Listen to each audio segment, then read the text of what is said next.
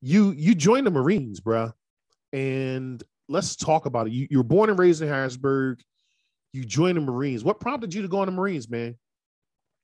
Uh, Growing up in Harrisburg is very similar to Philly, man. There's not a lot of opportunity for young black men. And I was starting to run with the wrong crowd. You know what I mean? I was going to become I wasn't going to be much of a thug because I was only 5'6", 98 pounds, but I had aspirations, you know what I mean? So, but I was running with the wrong crowd, you know what I mean? And I had a situation with one of my good friends that just went to jail, and I said I didn't want to do that. I just didn't want to do that. And one day I went to the mall and I did something illegal, and I start kind of thinking, like, this ain't what I want, man. I don't want to be this. And I wanted to go in the Air Force initially because it was easy, to be honest. Because, again, that was my life. We was always looking for the shortcut. And I guess that's how God intervenes. I think he made sure that I was skinny and couldn't get in the Air Force. So I took the tests and everything, and they weighed me, and I was like 18 pounds underweight. So it was December, and the Air Force told me it would be 8 months till I could legally gain the weight and go in. But that gave me time to think about it. Though, right, you know what I mean? Right. I said, you know what?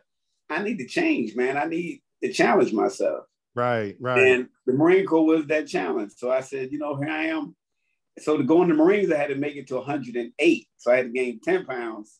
They go in the Marines and they would give me a 10-pound waiver. Right. So I joined the Marine Corps and I gained 10 pounds, and I went to boot camp and I weighed 108 pounds. In the Marines, bro. In the Marine Corps. Oh my God. Soaking wet, wearing steel-toe combat boots. Wow. True story. That's interesting. So not a lot of opportunities, right? And no. That's probably still the case, right? In Philly, I think a lot of black men feel like there's not a lot of opportunities. My sister, she went into the service as well. And she took that path in the Navy for 20 some odd years. Actually, she'll correct me. She'll say 30 right now if I were to ask her. She'll correct me on the spot. As she should. As she should. She earned every day she put in there. Exactly. We cutting it short. So you went to the Marines, man, and you ended up. What roles did you hold in the Marines? Like what different? When I initially went in, I went in for marine aviation. So I started working on jets and helicopters and on the armament systems. And then I picked up E5 in 3 years. So I was like, this ain't so bad. Once you start making rank in the Marine Corps, it ain't so bad. So by the 10th year, I was an E6. And I retired as an E8, which was one step away from as high as you can go from enlisted. Pretty much my knees were shot by the time I had 17 years in. So I just kind of struggled through them last 3. When I met you, you were doing recruitment, as a matter of fact. Is that right? Yeah, I was an instructor at recruiter school in San Diego. Got it. That was my last duty station. I got stationed there in 94 and I retired there in 99. So as an instructor at recruiter school, you were teaching people how to recruit. Is that right? Exactly. Right. Then I eventually became the course head over a whole section of recruiter school, teaching Marine Corps product knowledge. With that, do you, given the fact that you've been in the Marines, I think you said 17 years is what you put in? 20. Oh. 20 years, 6 months. Don't be short me either. Like I swear I got my ears on. I promise you. I got my ears on, bro. I promise you. 20 years, 6 months. Would you recommend individuals to consider the Marines, man, as an option? I'm going to tell you this, man. In all honesty, it was the best thing I did in my life. I don't know where I would have ended up if I'd stayed in Harrisburg, Pennsylvania. I see so many of my friends who are not alive today because they got caught up in the streets. And the streets is always there for you. And it's just one mistake away from taking your life or putting you away for life, So for me, I would definitely recommend. Think about this. We don't have a war going on right now. There's no war going on. This is a great time to get in, get your 4 years, get 50, 60,000, put away for your college, learn to grow up, learn to be a man, learn to be responsible. And my son, my 16-year-old right now, is exercising every day. He wants to go in the Marines. I never thought he wanted to go in. I never told him go in the Marine Corps. Wow. My friend asked him yesterday, are you considering any other branches? He said, no, I only want to go in the Marine Corps. Wow. And that's not me telling him to be a Marine. That's not me ever even bringing it up to him. I thought he wanted to go to college full time.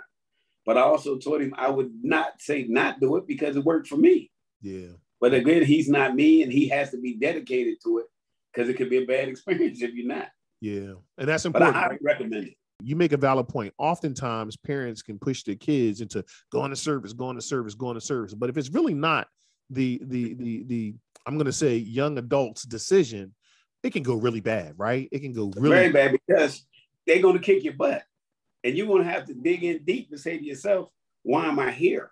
And if you're there for your parents, you're not going to make it. I'm going to tell you that right now. Yeah. You got to have an internal fire of why you want to be there, because they're going to kick you. They're going to work you. They're going to wear you out. They're going to do everything they can to break you on purpose. Yeah. And then you got to have that resolve. And I don't know if you ever heard somebody say, what is your why? That is a big thing about life. What is your why? Why do you do what you do? Why are you committed to do what you want to do? If your why is not bigger than your fears, or your why is not bigger than your effort, you ain't gonna make it. So it has to be your why, not your parents' why. Yeah. Me and my son never talked about the Marine Corps. Let me tell you right now. It never came up in conversation. No. Oh, wow. Never. So wait, what was his why? His why is he thinks that 4 years, he could go in there, he become a better person, he can grow up, he get his education money, and he'll be more prepared for college getting out of the Marine Corps than going in now. And now he did hear me say that 75% of the young people will never go to school for just 4 years. Right. 75% will never get a degree in 4 years. Actually, 60% will drop out because they're not prepared for college. That's right. But coming out of the Marine Corps at 21 or 22 years old and having somebody put the money aside for you, don't go in debt. Now you got $60,000 to go to school, any school you want to. And if you just happen to have some disability, like 10%, they'll pay for your whole 4 years, like they did for me to get my graphics degree. Wow. The government paid for that. I didn't pay for that. If you enjoyed this video and want to hear more directly from Kevin Davis, the full-length video, click on the videos after this show. Peace.